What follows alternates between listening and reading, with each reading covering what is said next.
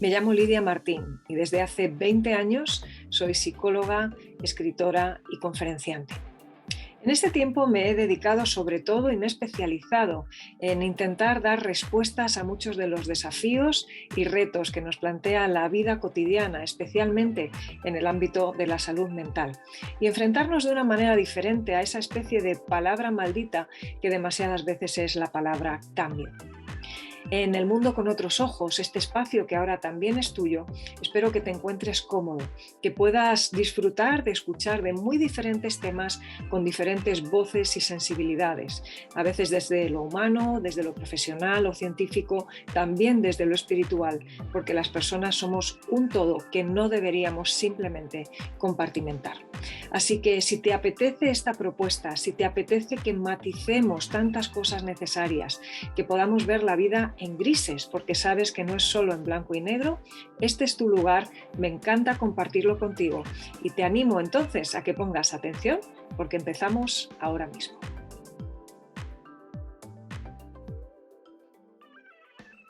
Bienvenidos al episodio número 60 de El mundo con otros ojos.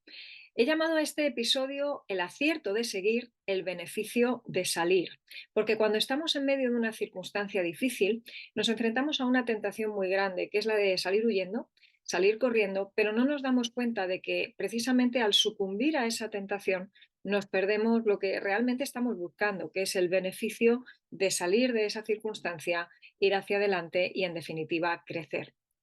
Te vas a dar cuenta entonces, y esta es la conclusión del episodio, que la cuestión de salir adelante o no es principalmente una decisión. Y quiero traerte esta nueva visión acerca de este asunto, y es que si no tienes el acierto de seguir, tampoco puedes obtener el beneficio de salir. Vamos a desgranar todo este tema, vamos a intentar darle un punto de vista práctico y vamos a pensar en primer lugar qué cosas son las que muchas veces nos están impidiendo tomar esa decisión de seguir adelante. La primera y más evidente suele ser el miedo. Todos nos damos cuenta de que no nos gusta sufrir, no nos gusta el dolor, sobre todo también no nos gusta la incertidumbre y hemos hablado muchas veces, y sabes que te menciono constantemente el libro de Psicología del Cambio, que cuando viene una circunstancia novedosa, eso nos pone ante incertidumbres que muchas veces lo que queremos es como hacer como que no existen, miramos para otro lado y pretendemos seguir nuestra vida como si tal cosa, ignorando esa novedad porque nos pone nerviosos. El miedo en un sentido es un mecanismo absolutamente natural, normal y me atrevo a decir que es absolutamente funcional también, es decir, sirve para ayudarnos. Nos ayuda de hecho a detectar peligros que cuando están ahí pues necesitamos saber que existen y ese miedo, esa reacción negativa es la que nos habla de alguna manera de que tenemos que hacer algo al respecto. Sin embargo, tenemos que reconocer también que precisamente por toda la inquietud que nos produce lo nuevo, el cambio, la circunstancia, eh, ante ese miedo solemos hacer otros añadidos, le empezamos a añadir ideas erróneas, inapropiadas acerca de cómo funciona el mundo, pensamientos que nos salen casi de manera involuntaria, como muy automáticos, pero que tienen un corte negativo. Y el problema ya no es que sean negativos, que bueno, pues no se puede pensar siempre en positivo. El problema principal es que los pensamientos negativos, si son además irracionales, que no encajan con lo que nos dice la realidad, nos están distanciando entonces de lo que debemos pensar y de lo que debemos creer, porque es lo real. Lo real y lo verdadero es lo que realmente nos orienta hacia los buenos pasos en la vida, pero cuando nos fiamos o nos creemos algo que nos parece certero pero que en realidad no lo es, ahí tenemos la peor combinación posible, porque se nos junta la intuición que el miedo nos trae acerca de que hay un peligro rondando con una serie de ideas erróneas a las que le damos total veracidad, total credibilidad, y entonces ese cóctel es lo que llamaríamos, si te das cuenta, ansiedad. La ansiedad es una forma de miedo que ha dejado de ser útil. La ansiedad es una reacción que ya no se está ajustando a la realidad de un peligro concreto, específico, que podemos enfrentar de manera también práctica y específica,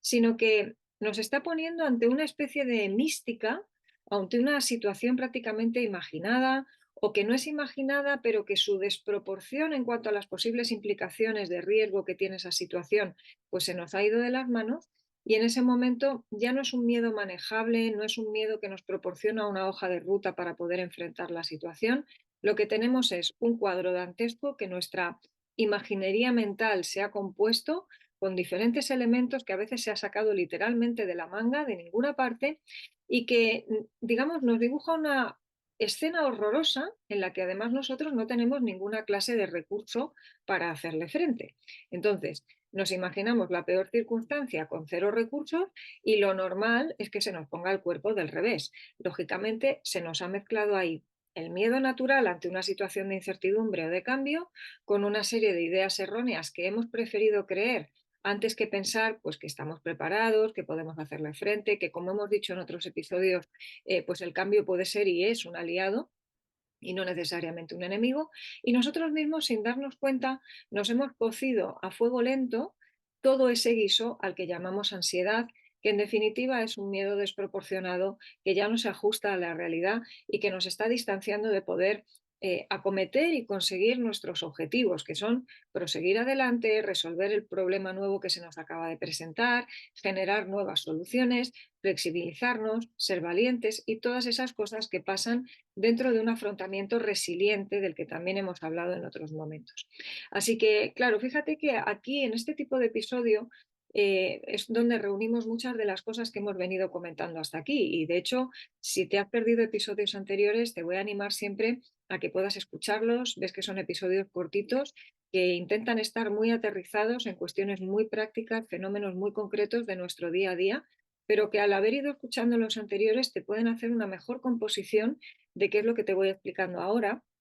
en que ves que los fenómenos lógicamente están muy interrelacionados entre sí, porque los seres humanos no tenemos vidas que funcionan en compartimentos estancos, sino que todos los temas de alguna manera están relacionados con todo, y una buena parte de la clave de cómo nosotros enfrentamos nuestras situaciones difíciles está no solo en lo que conocemos como elementos separados, sino en cómo integramos unos elementos con otros. Así que bueno, todo lo que hablamos aquí en El mundo con otros ojos, aunque no te lo parezca, tiene una cierta línea conductora, una cierta médula espinal que va articulando todos los diferentes temas, los va conectando entre sí y en definitiva lo que hace es elevar la potencia que tiene cada una de las herramientas que te voy presentando por separado. Hemos hablado entonces de miedo, lo hemos distinguido de la ansiedad, hemos visto cómo lo que convierte el uno en el otro es sobre todo una serie de pensamientos que, aunque nos surgen de manera involuntaria, tenemos que aprender a controlar en el momento que nos damos cuenta de que estamos pensando así, y estos son lo que llamamos errores cognitivos. De hecho, en próximos episodios iremos poquito a poco abordando algunos de ellos, algunos en los que caemos con muchísima frecuencia y que es importante que detectemos. Ahora, quédate al menos con la idea hoy de lo que representa un error cognitivo, un pensamiento que no se ajusta a la realidad, porque creemos que somos seres tremendamente racionales, pero no te imaginas cuántas veces al día nos distanciamos de esa aparente racionalidad y nos vamos más bien a una emocionalidad, a un movernos en base a cómo nos sentimos y a darle a eso la credibilidad que solamente pueden tener los hechos, las cuestiones comprobables. Todas esas otras cosas, pues las tenemos que tener en cuenta, forman parte de nuestra psicología, las emociones están ahí, son una luz roja, como te he explicado alguna vez, pero no pueden ser la brújula, no les podemos dar absoluta credibilidad y necesitamos entonces estar buscando otras posibles referencias que nos ayuden entonces a poder seguir adelante, que es de lo que estamos hablando ahora, porque queremos salir de la situación fea o incómoda o incierta que tenemos. ¿Cuál es la alternativa entonces? Si el miedo y la ansiedad quizás se van a dar de manera más o menos natural, ¿cómo hacemos nosotros para ser muy intencionales en cuanto a dar una alternativa a esto? Pues en psicología, cuando hablamos de ansiedad, siempre decimos que la técnica por excelencia, la de primera elección, que diríamos en términos técnicos, es la que se llama exposición. Exposición significa afrontar de frente, de cara, el miedo que nos está atenazando. Hay muchas maneras de hacerlo. A veces se hace en vivo, otras veces se hace en imaginación, otras veces se hace de manera más fuerte, rápida, otras veces más progresiva. Pero en todo caso, la exposición, el enfrentar, forma parte de lo que se requiere para poder salir de una situación. Tengo que reconocer cuál es el problema que tengo delante, reconocer que estoy en una situación desventajosa, pero que aún así no estoy vendido a los acontecimientos. Seguramente tengo herramientas en la mano o tengo personas que las tienen y que por tanto puedo también incorporar a la escena y puedo tomar decisiones, que esta es la clave, respecto a cuáles son los siguientes pasos. Y muchas veces esto se va a dar, como veremos, por ensayo y error. El gran problema muchas veces es que no nos imaginamos exponiéndonos a la situación y equivocándonos unas cuantas veces antes de acertar. Querríamos que las cosas funcionen por ensayo y acierto directamente, pero la realidad es que esa frase ni siquiera existe. Esa expresión no es la que solemos usar. La que usamos y es más correcta porque es la que se ajusta a la realidad es ensayo y error, ensayo y error. Claro, hay cosas en las que lo que queremos, lógicamente, es reducir al máximo la presencia de ese error. Y eso es magnífico. Eso significa ser excelente, significa que las cosas nos importan, pero de este lado del sol, el cómo funcionan las cosas en el universo realmente nos lleva a tener que estar, cuanto más convencidos mejor, de que muchas veces el llegar a un determinado punto nos va a representar muchos esfuerzos por el camino y tendremos que asumir también muchos errores o, entre comillas, fracasos por el camino. Y no pasa nada. Es decir, la cuestión es persistir. Es de las cosas que probablemente a los seres humanos nos cuesta más, lo que llamamos consistencia. ¿Cuántas veces la gente llega a la consulta, por ejemplo, y dice, es que lo he probado todo? Pero luego cuando te pones a investigar, de lo que te das cuenta es de que esa persona ha probado todo 15 minutos cada cosa, pero no ha sido consistente, no ha sido persistente en cada una de las herramientas que le has propuesto o en las técnicas psicológicas que le has sugerido aplicar o en cómo poner los límites, por ejemplo, a las personas de su familia. Entonces, muchas de nuestras situaciones que afrontamos no se resuelven, no conseguimos salir de ellas porque no seguimos en el intento, digamos, en la persistencia de continuar y de tener la paciencia y dar el espacio para que las técnicas que aplicamos efectivamente tengan su producto, ¿no? Tengan su consecuencia positiva en términos de resultados. Estamos buscando los resultados, pero casi siempre vamos abandonando los procesos a medias. Y claro, ¿qué sucede? Que cuando queremos enfrentarnos a una situación, pero lo hacemos evitando el malestar o apoyándonos en trucos inapropiados, lo que se llamarían conductas de evitación en el primer caso o de huida, y conductas de seguridad, esos trucos raritos que utilizamos a veces para salir adelante, pues no voy a hacer esto si no es acompañada, o yo es que ya sin mi pastillita en el bolso no salgo, o no, yo es que tengo que tener siempre el móvil en la mano por si acaso tengo que enfrentar una urgencia. El gran problema de esto es que al final todo esto va generando esclavitudes en nuestra vida. Nos vamos haciendo dependientes de esos pequeños grandes trucos que a lo mejor les quitamos importancia inicialmente, pero que sin embargo son nuestra muleta persistente. ¿Y qué sucede? Que perdemos la habilidad de andar. Cuando tú te apoyas sistemáticamente en una muleta, la necesites o no, llega un momento en que cuando quieras andar con tus propias piernas, simplemente no te van a responder. Y esto sucede también en el ámbito de lo psicológico. El afrontamiento es como la habilidad de andar. Hay que desarrollarla, hay que entrenarla, hay que ejercitarla. Y si la abandonamos, si la dejamos de lado, si dejamos de enfrentar las situaciones, queremos salir del problema, pero no nos obligamos de alguna manera a persistir, a continuar, a tomar la decisión de no suelto esto hasta que lo consiga, entonces no terminamos de llegar al final. Necesitamos entonces incorporar en nuestra mente y asimilar bien que todos esos momentos que nos suponen un reto